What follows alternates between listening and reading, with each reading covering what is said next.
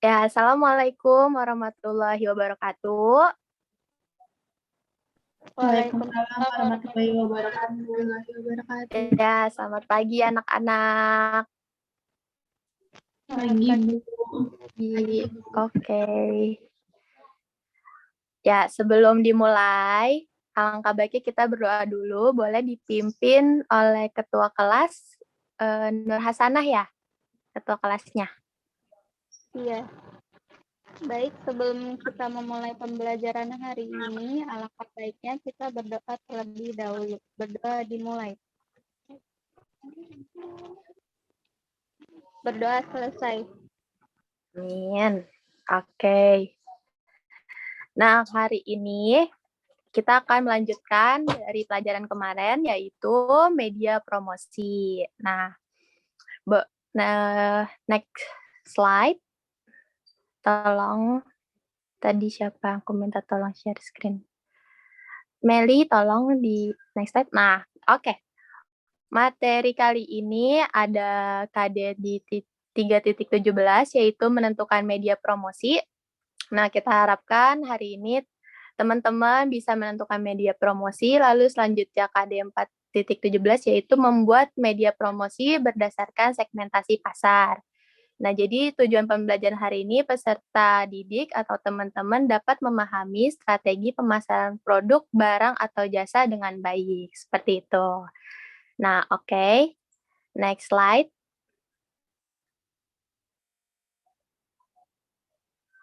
Nah, pengertian media promosi dulu nih. Nah, sebelumnya, media promosi ini merupakan alat atau mediator yang mewadahi promosi sebuah brand.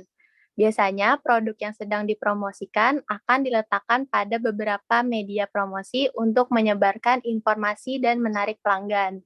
Nah, biasanya media promosi untuk zaman sebelum ada yang kayak sekarang kan udah banyak nih kayak Facebook, Instagram, kayak gitu-gitu kan media promosinya. Nah, kalau dulu nih kita biasanya tuh promosi bisa lewat flyer, lembaran, kayak gitu tuh zaman dulu. Dan juga biasanya kayak sekarang juga masih ada baliho-baliho, terus juga lewat televisi. Nah, tapi untuk yang sekarang, next slide, Meli tolong. Untuk yang sekarang nih, karena kita udah ada di era 4.0 gitu kan, era digital. Nah, jadi sekarang nih ada kita bisa media promosi lewat Facebook, Instagram, YouTube, atau email marketing. Nah, media promosi ini tuh merupakan alat atau mediator yang mewadahi promosi sebuah brand. Biasanya produk yang sedang dipromosikan akan diletakkan pada beberapa media promosi untuk menyebarkan informasi dan menarik pelanggan. Nah, pemilihan media promosi ini tuh nggak boleh sembarangan ya teman-teman. Jadi mengingat ini akan berpengaruh pada tingkat keberhasilan promosi. Nah, jika ide promosi brand nih udah luar biasa, namun eksekusinya dalam hal pemilihan media promosi salah, semuanya tuh bakal sia-sia. Jadi kalau misalnya teman-teman lebih banyak apa sih, jangan lupa dengan segmentasi pasarnya. Jadi misalnya banyakkan brand teman-teman nih banyaknya yang pakai Facebook. Misalnya teman-teman jualan alat perlengkapan rumah tangga. Nah, ibu-ibu kan biasanya nih masih sering main Facebook nih dibandingkan anak muda. Nah, jadi itu harus sesuai dengan segmentasi pasar teman-teman seperti itu. Nah, pilih media promosi yang banyak digunakan oleh target pasar Anda. Jadi kayak gitu. Atau contohnya misalnya nih, targetnya anak remaja usia belasan tahun. Nah, bisa menggunakan sosial media nih yang lagi hits Instagram gitu-gitu. Jadi, jika target marketnya kalangan lanjut usia, bisa dengan televisi, kayak gitu. Nah, pertama nih ada Facebook. Jadi aku akan jelasin Facebook dulu, Ibu akan jelasin Facebook dulu ya.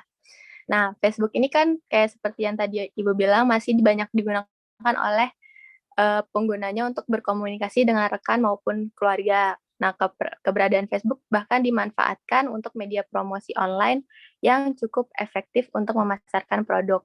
Nah, caranya ketahui segmentasi pelanggan yang diinginkan dulu, kemudian buat fanpage brand di Facebook semenarik mungkin.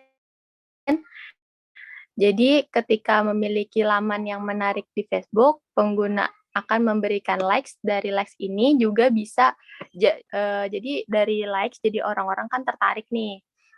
Nah, jadi itu salah satu promosinya seperti itu. Jadi teman-teman juga harus bikin konten yang menarik. Sebenarnya sih semuanya sama, dari Instagram, YouTube, atau semuanya ini kan beda-beda ya. Dari Facebook ini biasanya lebih suka konten yang seperti apa, Instagram lebih suka yang video atau yang estetik bagus-bagus gitu, dan YouTube biasanya dengan editan awalnya dan kualitas yang bagus seperti itu. Jadi sesuai dengan uh, medianya masing-masing seperti itu. Nah, nggak juga Facebook, Instagram, YouTube, ada juga jangan lupain marketplace. Nah, itu tuh seperti Tokopedia, Shopee, dan sebagainya, Lazada, itu bisa di situ juga untuk era digital. Nah, di marketplace ini tuh sangat membantu pebisnis untuk mempromosikan produk barang mereka untuk menjangkau lebih banyak lagi pelanggan. Beberapa pembisnis juga banyak sengaja membuka toko online di marketplace untuk meluaskan jaringan dan mendapat banyak konsumen. Jadi di dalamnya Tokopedia, Shopee seperti itu bisa juga mengiklankan. Jadi misalnya produk teman-teman yang jual ini bisa naik gitu kalau diiklankan. Jadi kalau misalnya teman-teman jualan sabun, nah aku searching sabun nih, Ibu searching sabun, nah itu bisa produk teman-teman bisa paling atas kalau diiklankan di marketplace tersebut, seperti itu. Nah, untuk email marketing mungkin terdengarnya agak kuno dan kuno lah gitu ya. Tapi email marketing masih memiliki kekuatan sendiri sebagai media promosi online loh. Jadi email marketing menjadi sumber yang sangat besar untuk menyebarkan berita launching produk, penawaran terbaru, dan terbatas, serta diskon promosi. Jadi bisa dicoba juga buat email marketing kalau buat teman-teman yang punya produk yang mau dijual, seperti itu. Nah, dan ada juga teman-teman di sini Ibu kasih, tapi jadi kasih gambaran aja ya. Jadi ada juga bisa teman-teman pakai untuk media promosi itu Google Ads, iklan LinkedIn, macam-macam seperti itu. Jadi dengan banyaknya media promosi dan metode periklanan untuk mengenalkan produk atau layanan teman-teman pada dunia nih. Jadi kan pastinya kita mau mengenalkan produk yang ada nih kepada dunia kan. Nah, hal ini tentu akan memudahkan membuat campaign yang tepat untuk bisnis Anda, bisnis teman-teman nih. Jadi untuk memudahkan mencatat semua pengeluaran dan anggaran. Jadi itu biasanya tuh kita tuh udah, jadi misalnya nih iklan di Facebook, nah itu tuh udah ada pengeluarannya, jadi teman-teman nggak perlu bingung, kemarin pengeluaran iklan berapa duit nih ya gitu. Jadi sistem pembukuannya juga jelas seperti itu. Nah, bisa next slide.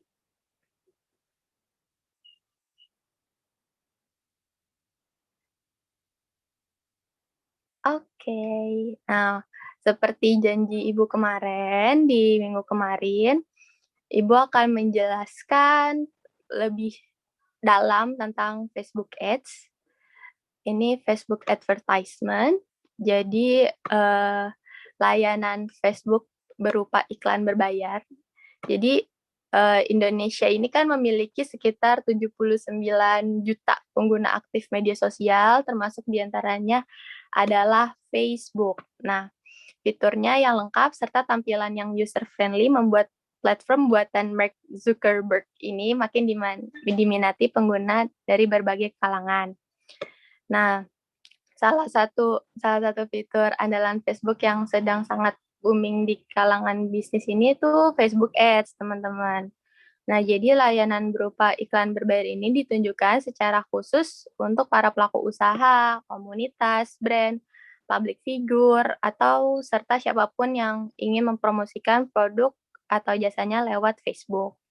Nah, selain jangkauan konsumen yang lebih luas, kelebihannya Facebook Ads ini adalah fitur Facebook Adverse Manager, sehingga iklan di Facebook terpasang kepada audiens yang tertarget berdasarkan kondisi demografinya.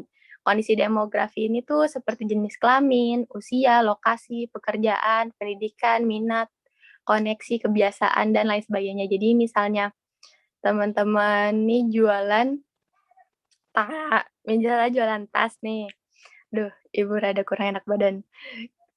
Maaf ya. Jadi misalnya jualan tas, nah jenis kelaminnya kan tas wanita ya, misalnya tas wanita yang handbag gitu yang gemes-gemes lucu. Nah, itu kan cowok jarang banget pakai, hampir jarang banget, kebanyakan wanita yang pakai kan. Nah, di sini bisa pilih jenis kelaminnya wanita. Nah, usianya dari range berapa?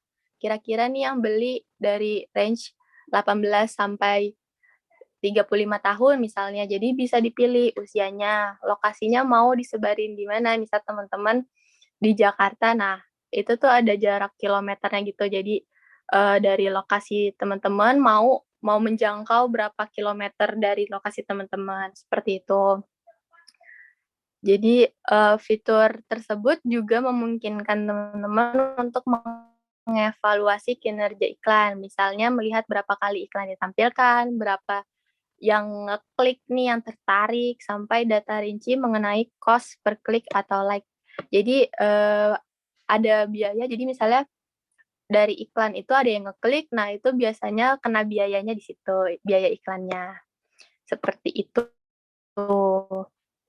Nah, jadi di sini jenis-jenis iklan Facebook tuh ada banyak, ada yang tentang page like, jadi ada yang untuk teman-teman, ada untuk yang konsentrasi untuk pada ngunjungin teman-teman punya page, punya website, seperti itu. Atau juga konsentrasi untuk kirim pesan ke teman-teman. Jadi misalnya membuat tertarik, jadi kirim pesan ke teman-teman, terus order deh ke teman-teman, seperti itu. Nah, jadi seperti itu. Untuk next slide, seperti itu tentang Facebook Ads ya teman-teman. Nah, oke deh. Lagi Mel. Sebelum Ibu tutup. Nah, teman-teman, Ibu ada tugas untuk membuat konten promosi produk semenarik dan sekreatif mungkin.